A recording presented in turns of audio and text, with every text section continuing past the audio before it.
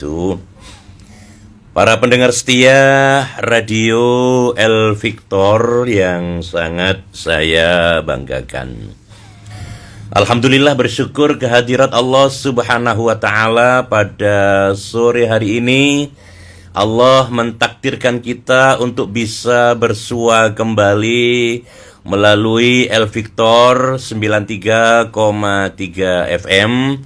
Mudah-mudahan perjumpaan kita melalui Radio El Victor ini diberikan manfaat oleh Allah Subhanahu wa Ta'ala, menjadikan ilmu yang bermanfaat fitini wad dunya wal akhirah. Dulur setia El Victor yang dirahmati Allah Subhanahu wa Ta'ala, akhir-akhir ini banyak sekali di antara warga masyarakat kita yang sering berputus asa. Entah itu karena permasalahan-permasalahan kecil yang dia hadapi, permasalahan-permasalahan yang sedang yang mereka hadapi, atau permasalahan yang berat gitu ya, yang mereka hadapi. Nah, oleh karena itu perlu penguatan, perlu memperkokoh keimanan, ketauhidan kita kepada Allah Subhanahu wa Ta'ala. Utamanya dalam hal ini adalah rukun iman yang keenam ya. Ini perlu kita perkuat.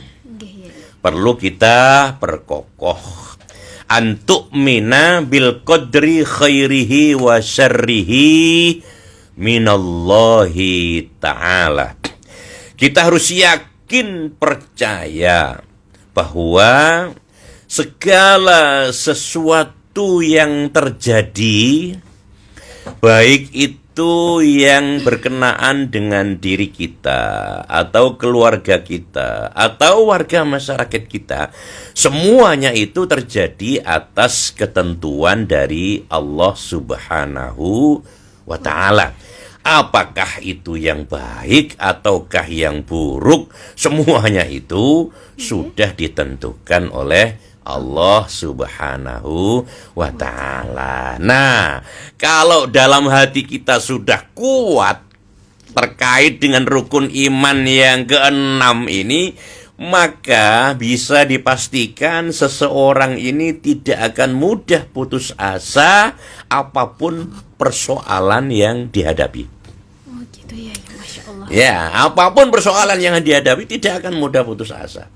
Beberapa minggu yang lalu saya sempat mendengar dan melihat di media sosial, itu ada pemuda yang bunuh diri dengan cara menggantung diri. Iya, jadi ini kan apa namanya? Ya, kalau dia tidak putus asa kan nggak mungkin gantung diri, itu nggak mungkin. Nah, ternyata setelah diselidiki ya ternyata masalah ekonomi yang menghimpit dia, sehingga dia putus asa dan mengakhiri hidupnya dengan gantung diri. Ini amat sangat tidak diperbolehkan. Wa man qatala nafsam muta'ammidan fajazauhu jahannam.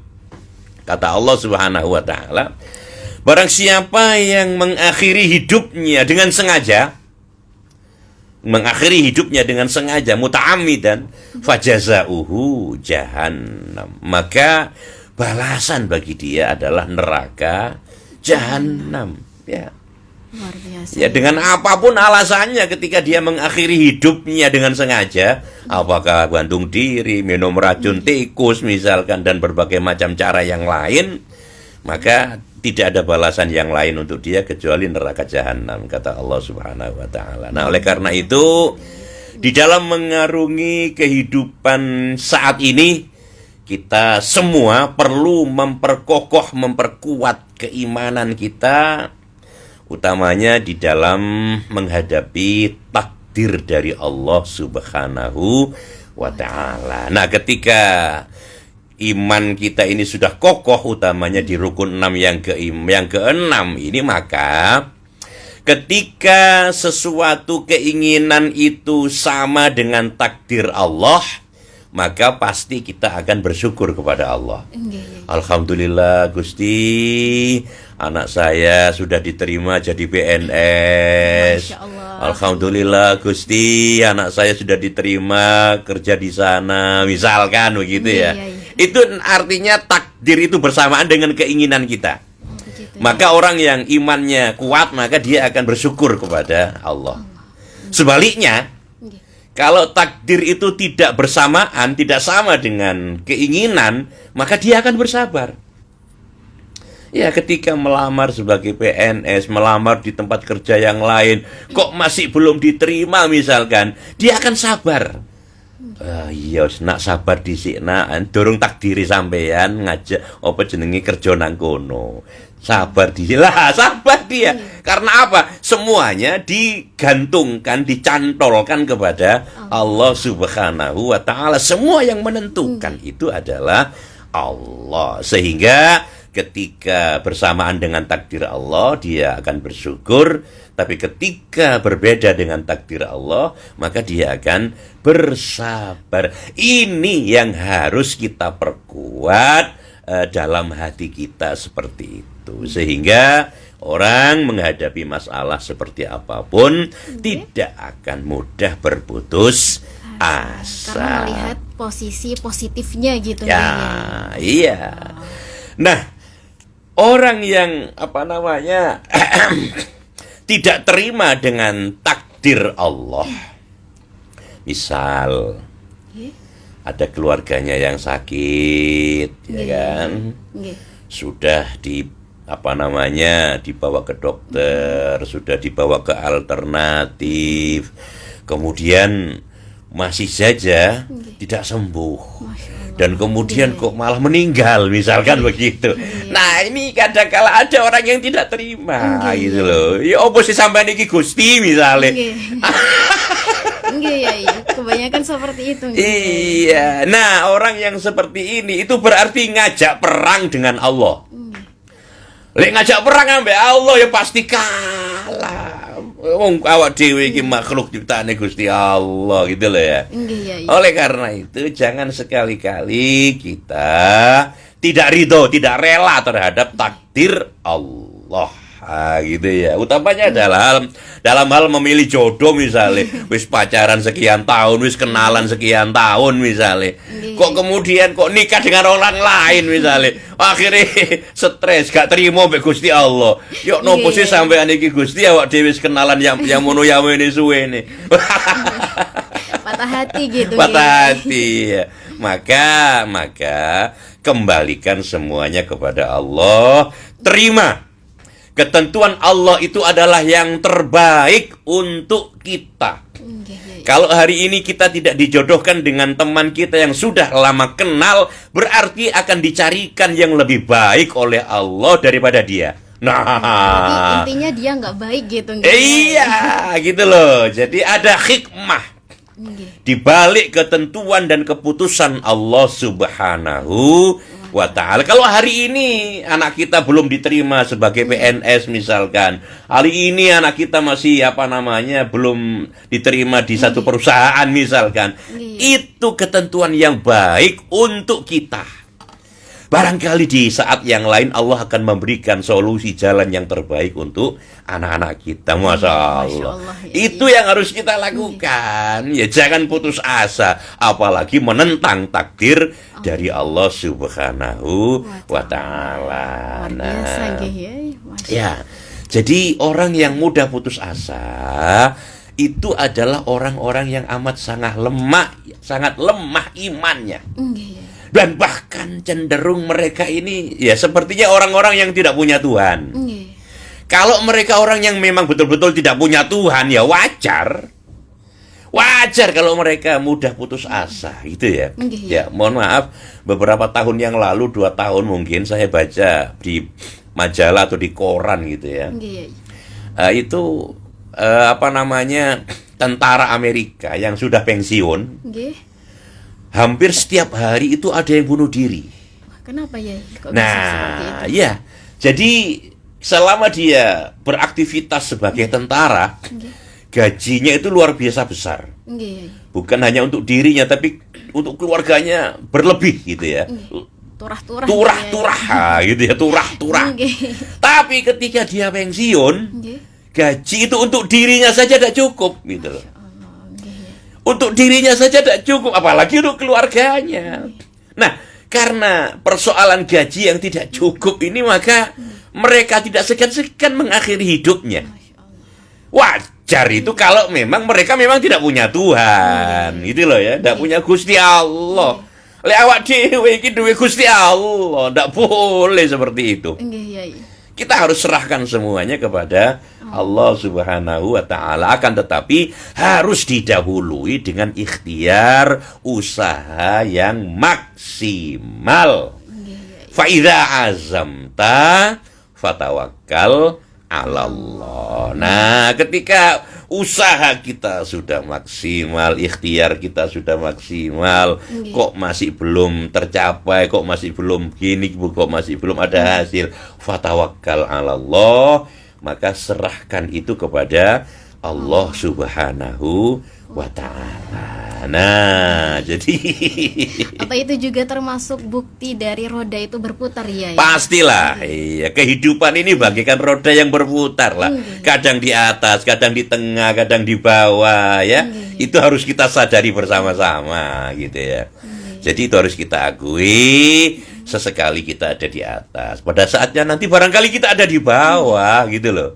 Itu harus kita sadari. Ketika kita ada di bawah, ya harus bisa menyesuaikan dengan situasi dan kondisi. Satu saat kita diberikan rezeki yang banyak oleh Allah Subhanahu wa taala.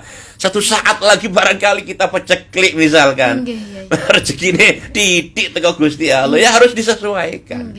Harus disesuaikan dengan situasi dan kondisi yang ada, tapi tetap dengan takwa dan tawakal kepada Allah Subhanahu wa taala. Rezekine akeh, sembayange ya tetap sempurna. Rezekine titik, sembayange ya kudu tetap sempurna. Nah, itu namanya orang yang sabar. Sabar ketika diberikan rezeki oleh Allah Subhanahu wa taala. Kadang banyak orang yang semula rezekinya sedikit, kemudian mendadak diberikan rezeki yang melimpah oleh Allah. Akhirnya tidak kuat. Begitu diberikan uang yang banyak oleh Allah, yang semula sobone masjid, lah ternyata sobone nongoni dugem, dunia gemerlap malam. Karena duit akeh. Masa yang semula nanggone bojo edoke cintae luar biasa, begitu duit akeh, wah lali pisan. Lebih suka pada wanita yang lain. Masya Allah. Tertutup gitu. Nah, iki jenenge wong sing gak sabar nanggone rezekine Gusti Allah. Mestinya harus tetap sama lah. Jadi rezeki akeh, rezeki titik, ya kudu tetep taat nanggone Gusti Allah, patuh, istiqomah.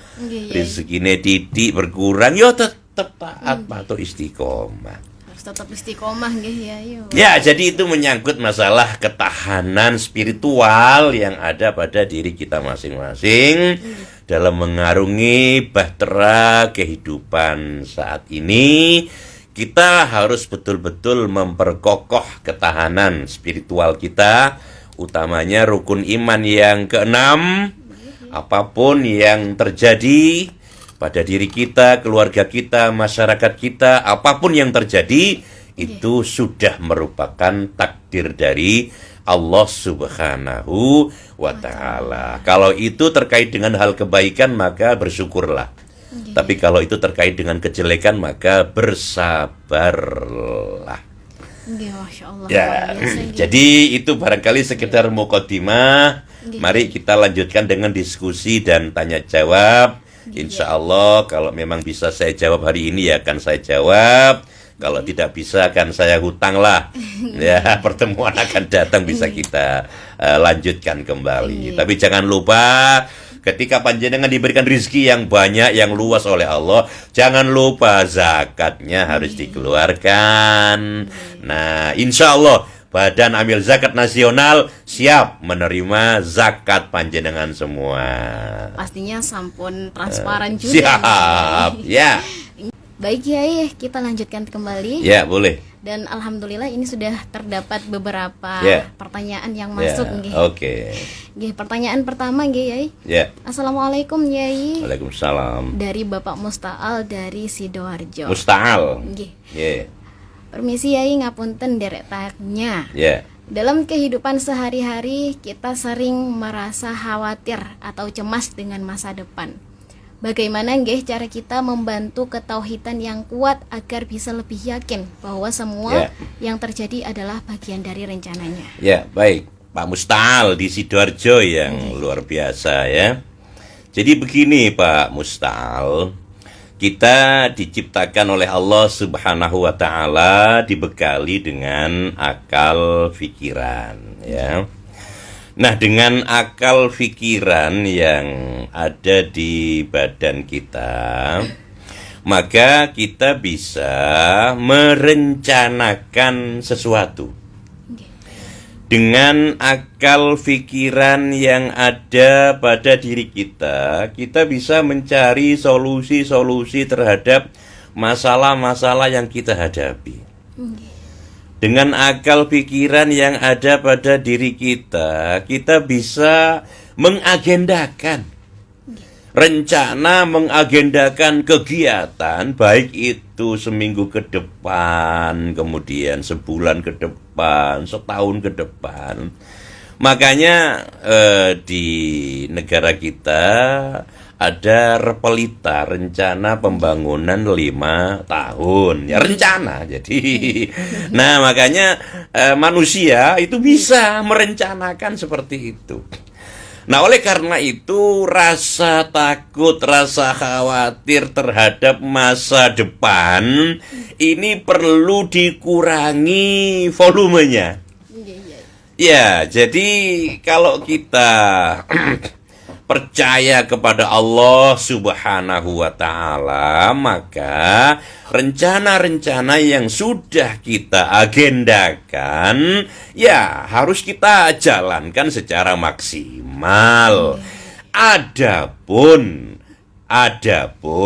ketika rencana ini sudah kita usahakan, kita maksimalkan, kok masih belum berjalan sesuai dengan rencana, maka itulah yang dinamakan takdir dari Allah Subhanahu wa taala. Ya, kita harus terima dengan lapang dada. Kita harus terima dengan baik. Jangan sekali-kali kita menyalahkan Gusti Allah. Itu sama sekali tidak diperkenankan. Nah, oleh karena itu, jangan terlalu pesimis terhadap apa yang sudah kita rencanakan. Ya, gantungkan atau cita-cita itu setinggi langit lah. Ya, kemudian rencana-rencana yang positif, rencana-rencana yang bagus, ya harus kita maksimalkan ikhtiar kita secara sungguh-sungguh. Nah, perkara hasil atau tidak itu bukan urusan kita. Al-insanu bitafkir wallahu bitakdir. Manusia itu hanya bisa berpikir, berusaha, berikhtiar gitu ya. Punya rencana, punya agenda, tapi wallahu bitakdir, Allah yang memiliki ketentuan, Allah yang mentakdirkan apakah itu sukses atau tidak, itu urusannya Gusti Allah. Sehingga ini akan mengurangi rasa pesimis kita terhadap apa yang sudah kita rencanakan, yang sudah kita agendakan. Yang terpenting itu ikhtiar harus maksimal, usaha harus maksimal. Nah, itu yang terpenting, Pak Musta'al, Pak Ta'al ya. Pak Musta'al yang ada di Sidoarjo. Matur nuwun Pak Musta'al partisipasinya. Jadi intinya manusia itu hanya berencana, yang betul. menentukan Allah Subhanahu wa taala. Iya. Seperti itu nggih ya, Ya. Allah. Terima kasih atas jawaban yang luar biasa. Ya. Insyaallah. Nggih ya, kita berlanjut ke pertanyaan yang selanjutnya. Ya. Dari Ibu Yati. Ibu Yati dari Gresik. Gresik, Bu Yati. Assalamualaikum Yai. Waalaikumsalam warahmatullahi wabarakatuh. Derek Tanglet. Ya. Yai, kadang ketenangan spiritual itu terasa sulit dijaga saat menghadapi masalah besar seperti kehilangan pekerjaan atau hubungan yang renggang. Masya Allah. Bagaimana ketauhidan yang dapat menjadikan kekuatan utama dalam menghadapi situasi berat ini? Ya. Terima kasih Yai, mohon jawabannya. Ya, jadi ketenangan itu letaknya ada di dalam hati kita ya, Bu Yuni ya. Bu Yati. Bu Yati ya. Bu Yati di Gresik ya. Kita harus sadar bahwasanya ketenangan itu ada di dalam hati kita. Jadi jangan Bu Yati pikir orang yang banyak duit, orang yang kaya, rumahnya besar, itu jangan dikira hatinya tenang loh ya. Iya, jadi ketenangan itu hanya ada di dalam hati. Ya. Kalau masalah zahirnya, ya orang itu bisa saja kamuflase. Walaupun hatinya galau, hatinya susah, tapi wajahnya tetap senyum misalkan. Ada orang yang bisa seperti itu, gitu loh ya. Tapi lagi-lagi ketenangan itu ada di dalam hati kita. Walaupun awak dhewe iki cara Jawa niku mangan sego sambel misalnya ya, ambek ikan asin dan garam. Tapi kalau atine tenang, Masya Allah, mangane iku iso lahap ngono. Asale sak piring iso nambah dadi 2 piring ya. Tapi sebaliknya, walaupun punya jabatan, punya duit yang banyak misalkan, lek atine sumpek ya, masih dituki iwak sate gule ya tetep gak enak mangan. Ya, oke. Nah, ketenangan hati ini ya bisa kita capai dengan zikir kepada Allah Subhanahu wa Ta'ala, gitu ya. Nah, orang yang selalu zikir kepada Allah, maka zikir ini bisa membantu menenangkan hati kita. Jadi dari zikir ya, ingat kepada Allah. Ya, lisan bisa kita membaca kalimat-kalimat thayyibah, bisa membaca istighfar, bisa membaca kalimat tasbih, bisa membaca kalimat tahlil misalkan. Nah, hati ini juga diusahakan bisa ingat terus kepada Allah Subhanahu wa Ta'ala, bahwasanya misalkan hidup ini ya hanya milik Allah. Kalau Allah mencabut umur kita ya wak dewe gak iso opo-opo. Gini loh ya. Nah, kemudian juga ketika kita ada masalah dengan tetangga, kita ada masalah, ya segera dicarikan solusi. Segera dicarikan solusi, kira-kira apa masalah yang terjadi dengan tetangga kok bisa renggang misalnya. Ketika di PHK, ya segera kita kembalikan kepada Allah Subhanahu wa Ta'ala. Bahwasanya yang memberikan pekerjaan kita itu Gusti Allah. Yang memutuskan pekerjaan itu juga Gusti Allah, bukan dari perusahaan. Perusahaan itu hanya perantara saja. Sudah diatur sama Allah. Iya, ketika kita sakit, datang ke dokter, dikasih obat kok sembuh misalkan, yang menyembuhkan juga Allah. Ketika minum obat sudah berkali-kali, sentek pirang-pirang pak misalnya kok gak sembuh-sembuh, yo iku Gusti Allah sik dorong ngekei sembuh. Nah, ini yang perlu kita tanamkan dalam hati kita, agar supaya hati kita tetap adem, ayem, tenang, dibarengi dengan zikir kepada Allah Subhanahu wa Ta'ala. Nah, zikir ini yang paling utama kita lakukan saat malam, sepertiga malam. Jam 1, jam 2, jam 3 didahului dengan sholat tahajud. Kemudian kita zikir di situ kepada Allah Subhanahu wa Ta'ala. Insya Allah hati panjenengan tenang. Insya Allah. Itu jaminan saking Gusti Allah. Atine dikei ketenangan ambek Gusti Allah. Jadi ini bentuk implementasi kalau punya Tuhan gak bakal susah. Oh gitu, pasti. Nggih. Luar biasa nggih. Monggo dilanjut. Terima kasih atas jawabannya yang luar biasa. Ya. Ini ada pertanyaan lagi ya, mau Ya. lanjut ya nggih? Lanjut. Lanjut. Nggih, masih banyak pertanyaan Ya. dan semoga semuanya terbaca. nggih. Ya, ya, enggak apa-apa, yang penting waktunya cukup lah. Nggih ya. Dan ini dari Ibu Saudah Surabaya. Saudah, Ibu Saudah. Nggih. Pertanyaan nggih, Assalamualaikum Yai. Waalaikumsalam, Bu Saudah. Izin bertanya, banyak dari kita yang merasa jauh dari Allah meskipun menjalankan ibadah rutin seperti sholat, Ya. puasa. Ya. Tapi apa yang biasanya menjadi penghalang utama dalam merasakan kedekatan spiritual dengannya? Ya, jadi begini ya Bu Saudah ya. Sholat itu kata Rasul Muhammad Shallallahu Alaihi Wasallam adalah mi'rajul mu'minin. Nggih, Yai.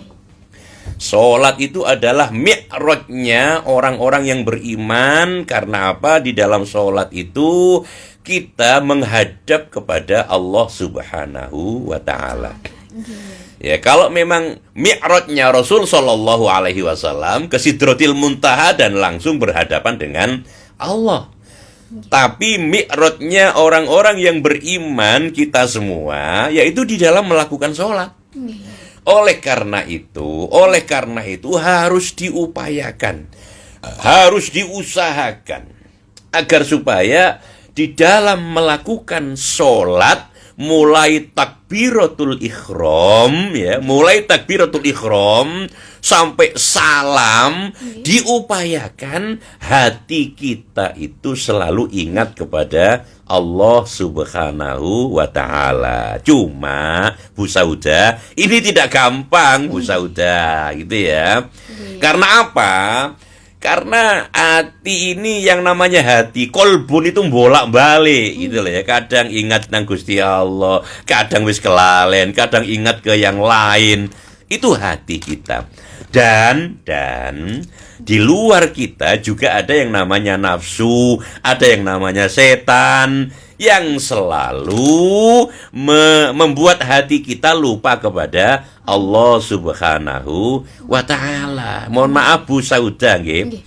Ketika kita lupa terhadap sesuatu, misalkan naruh duit ya, di mana duit ini saya taruh ini ya?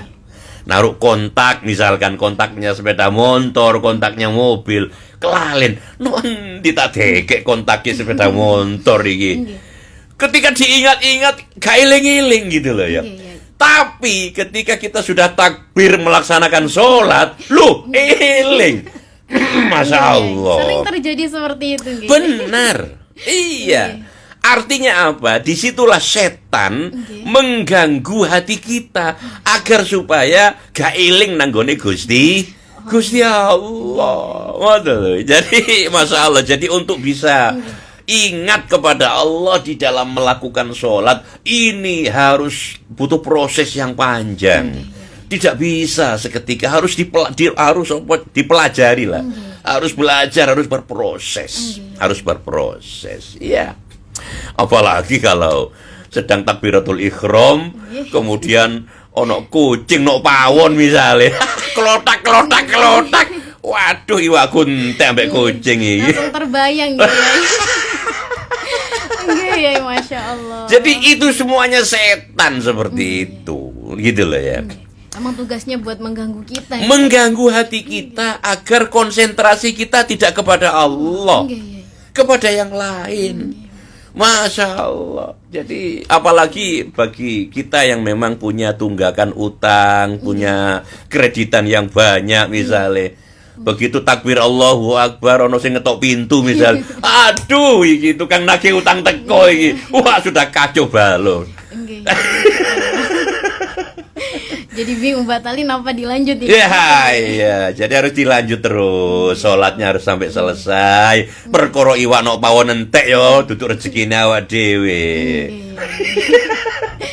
Tapi kadang ada orang yang bilang bahwa kalau sholat dia nggak terdengar apapun gitu ya. Itu ada gitu. Oh iya, itu sholatnya orang-orang yang kelasnya sudah kelas tinggi. Seperti misalkan sahabat Abu Bakar, sahabat Umar, ya kan?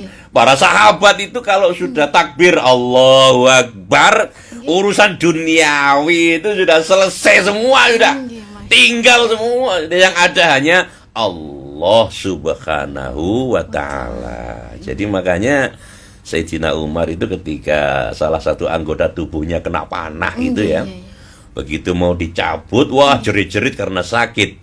Akhirnya beliau minta sama para sahabat yang lain, nanti kalau saya sudah takbir, cabut. Masya Allah.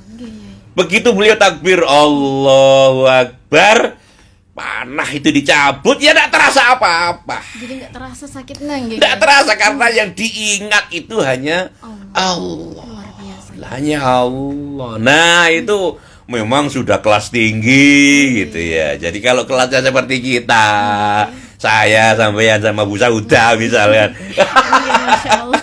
Iya, jangankan seperti itu, orang ngetuk pintu aja sudah deredek misalnya. Waduh, sopo yang tekoi.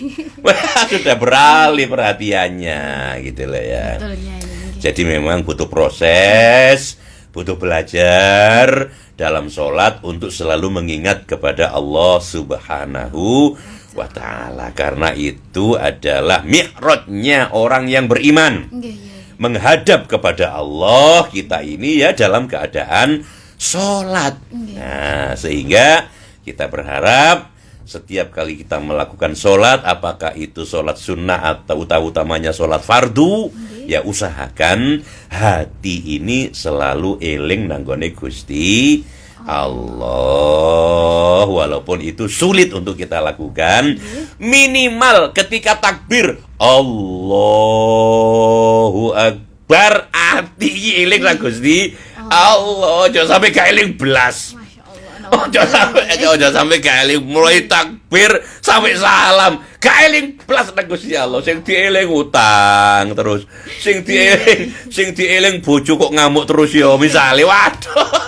Masya Allah, naudzubillah nggih. Iya, yo walaupun hanya 1 menit 2 menit ya usahakan hati iki eling nang Gusti Allah, karena kita dalam melakukan sholat itu menghadap kepada Allah Subhanahu wa ta'ala. Nggih, ngoten Bu Sauda, matur nuwun Bu Sauda partisipasinya. Terima kasih nggih Yai jawabannya. Dan ini ke pertanyaan selanjutnya. Ya, monggo silakan. Dari Ibu Uswatun Sidoarjo lagi Yai. Uswatun. Wah. Pertanyaannya, Sidoarjo. ngapunten Yai, assalamualaikum, izin bertanya. Waalaikumsalam. Banyak orang yang merasa lebih bergantung kepada orang lain atau benda-benda tertentu untuk meraih ketenangan. Ya. Bagaimana kita bisa mengubah pola pikir ini agar ketenangan itu bersumber dari iman kepada Allah? Ya. Gitu ya. Ya, jadi sama sekali tidak diperbolehkan kita bergantung kepada sesama manusia. Tidak diperbolehkan sama sekali ketergantungan kita kepada benda-benda.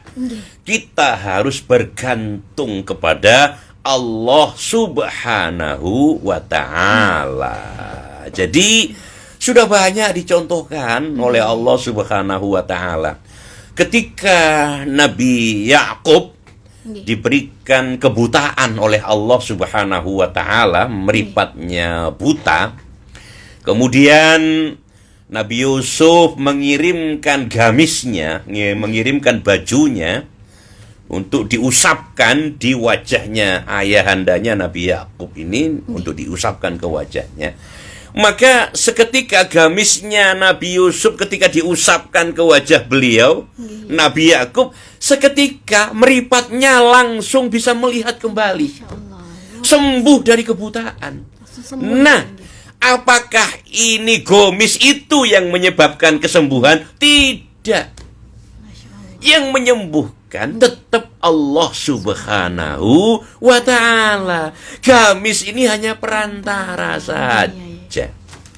Ini yang perlu kita tegaskan gitu ya. Ini yang perlu kita tanamkan dalam hati kita agar kita tidak bergantung kepada benda-benda, menyepelekan Allah Subhanahu wa ta'ala. Banyak lagi contoh yang lain. Misal seperti ketika Nabiullah Musa alaihissalatu wassalam beserta para sahabat, para pengikut beliau menghadapi musim peceklik air gitu ya. Apa peceklik air itu ya? Kekeringan lah. Ya. Dari langit tidak pernah turun hujan, sementara sumur-sumur pada kering semua.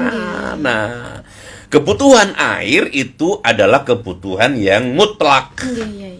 Orang tanpa air ya pasti lambat laun dia akan mati gitu loh ya. Ya akan mati. Akhirnya apa?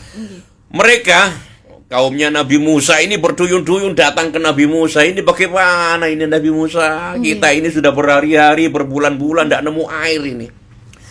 Nah akhirnya dalam keadaan yang seperti itu Allah memberikan wahyu kepada Nabi Musa untuk memukul batu yang ada di sebelahnya dengan tongkat Nabi Musa. Oh, nggih, Yai. Nah, tongkat Nabi Musa dipukulkan ke batu itu, fadrib bi'asokal hajar. Nggih, Yai. Musa, pukul batu yang ada di depanmu itu dengan tongkat. Masya Allah. Setelah tongkat ini dipukulkan ke batu besar yang ada di depan Nabi Musa, seketika itu juga mancur. Oh, mancur itu ya. Keluar airnya, Yai. Ya, mancur lah. 12 mata air. Masya Allah. Fanfajarot min husnata asrota aina. Nggih. Maka muncrat 12 mata air. Nggih, Yai. Kalau muncrat itu ya sumbernya deras gitu loh ya. Iya. Bukan hanya keluar, tapi Deras banget. deras banget. Nggih. 12 mata air. Masya Allah. Artinya apa? Nggih. Apakah tongkatnya Nabi Musa yang membuat batu ini mengeluarkan air? Tidak. Nggih, Yai. Itu semata-mata tongkat ini hanya perantara saja. Tapi yang menyemburkan air 12 mata air dari batu itu adalah Allah Subhanahu wa ta'ala. Artinya apa? Kita sama sekali tidak boleh bergantung kepada sesama manusia. Nggih, Yai. Kita tidak boleh bergantung kepada benda, ya gitu ya. Maka semua itu hanya perantara. Manusia, misalkan profesinya sebagai dokter, hanya perantara dia. Dia tidak bisa menyembuhkan seseorang. Nggih, Yai. Kalau toh ada yang orang yang sembuh setelah disuntik misalkan, yang menyembuhkan tetap Allah Subhanahu wa ta'ala. Karena apa? Masih banyak orang yang suntik sama dia tidak sembuh-sembuh, masih banyak. Nah, gitu loh ya. Terkadang manusia juga mengecewakan, gitu. Nah, sama dengan benda-benda yang kita miliki. Kekuatan itu hanya milik Allah Subhanahu wa ta'ala. Jadi kalau kita jatuh di jalan kok kemudian selamat, bukan karena cincin yang kita pakai. Keselamatan kita itu ya dari Allah Subhanahu wa ta'ala. Jangan kita menggantungkan kepada benda-benda gitu ya. Semuanya gantungkan diri kita kepada Allah Subhanahu wa ta'ala. Insya Allah kalau diri kita digantungkan, dipasrahkan kepada Allah, insya Allah Allah akan memberikan yang terbaik untuk diri kita. Luar biasa, nggih, Yai. Masya Allah. Ya, jadi seperti itu. Terima kasih atas jawabannya, nggih, Yai. Siap, Masya Allah. ye. Semoga dapat diterima, nggih. Amin, amin, Oke. amin. Mungkin satu pertanyaan lagi, nggih. Boleh, silakan. Ya, Dari Bapak Rifki, nggih. Pak Rifki di mana ini Pak Di Rifki? Surabaya. Oh, di Surabaya, Pak Rifki. Nggih. Pertanyaannya, Assalamualaikum, Yai. Waalaikumsalam warahmatullahi wabarakatuh. Ngapunten derek tanya. Pertanyaan saya, kenapa saat saya merasa putus asa Ya. atau sedang terpuruk, banyak yang merasa sulit berdoa atau merasa bahwa Allah ini tidak mendengar. Masya Allah. Apa yang bisa kita lakukan dalam situasi seperti ini untuk kembali memperkuat ketauhidan kita, Yai? Ya, Pak Rifki yang ada di Surabaya, ketahuilah bahwasanya setan atau iblis itu masuk mengganggu kita ketika kita memang dalam keadaan yang seperti itu. Nggih, Yai. Dalam keadaan stres, ya, dalam keadaan terguncang, itu setan itu luar biasa. Disitulah dia akan masuk kepada kita, sehingga apa? Kita agak malas untuk berdoa kepada Allah, gitu loh ya. Malah kecenderungannya katakanlah yang kemaksiatan. Wis nek ngono aku tak ngombe ae misalnya, untuk menenangkan pikiran aku tak ngombe ae, tak mabuk ae. Itulah ajakan setan, Pak Rifki, gitu ya. Yang seharusnya kita lakukan ketika situasi terpuruk seperti itu, ya tentu harus semakin mendekatkan diri kepada Allah Subhanahu wa ta'ala. ta'ala. Karena yang membuat kita terpuruk ya Allah, bukan yang lain. Nah, gitu ya. Yang mencarikan solusi jalan keluar dari keterpurukan ya Allah. Gitu. Sehingga kalau kita malah menjauh dari Allah, itu amat sangat keliru. Dan itu yang dilakukan oleh iblis, oleh setan, untuk menjauhkan kita dari Allah Subhanahu wa ta'ala. Jadi sekali lagi Pak Rifki, setiap orang pasti menghadapi apa yang panjenengan rasakan, keterpurukan dan lain macam lah gitu ya. Nah, dalam situasi yang seperti itu, tenangkan hati panjenengan untuk terus mendekatkan diri kepada Allah dengan melaksanakan semua perintahnya dan menjauhi larangannya ya.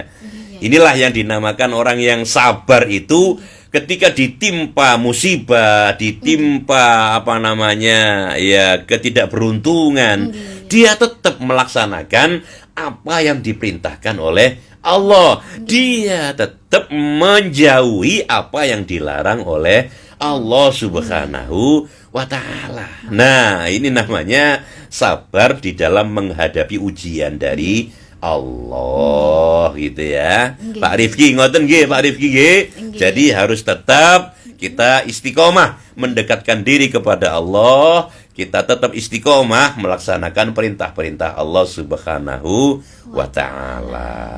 Insyaallah. Nggih. Jawabannya sampun ya. Sampun. Masya Allah, luar biasa nggih. Sebenarnya ini masih banyak banget pertanyaan dari pendengar Yai. Cuma ini kita keterbatasan waktu. Insya Allah lah kita mudah-mudahan sama-sama sehat walafiat, sama-sama panjang umur. Kita bisa bertemu di lain kesempatan. Insya Allah. Insya Allah nggih Yai, apalagi kita setiap hari Jumat di awal bulan dan di akhir bulan kita pasti ada bersama Basnas. Insya Allah semoga bisa bertemu dengan Amin.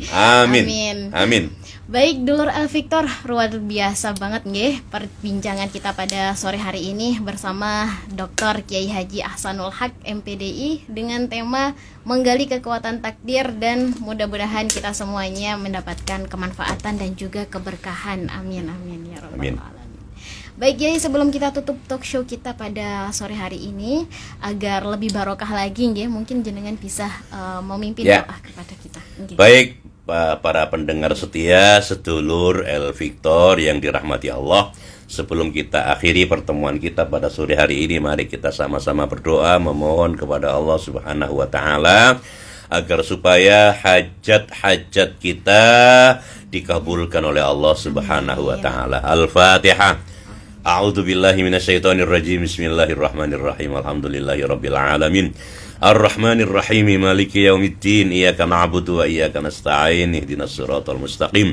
Siratal ladzina an'amta 'alaihim ghairil maghdubi 'alaihim waladdallin. Amin. Bismillahirrahmanirrahim. Allahumma shalli ala sayyidina Muhammadin salatan tunjina biha min jami'il ahwali wal afat wa taqdilana biha jami'al hajat wa tutahhiruna biha min jami'is sayyi'at wa tarfa'una biha indaka a'lad darajat wa tuballighuna biha aqsal ghayat min jami'il khairati fil hayati wa ba'dal mamat.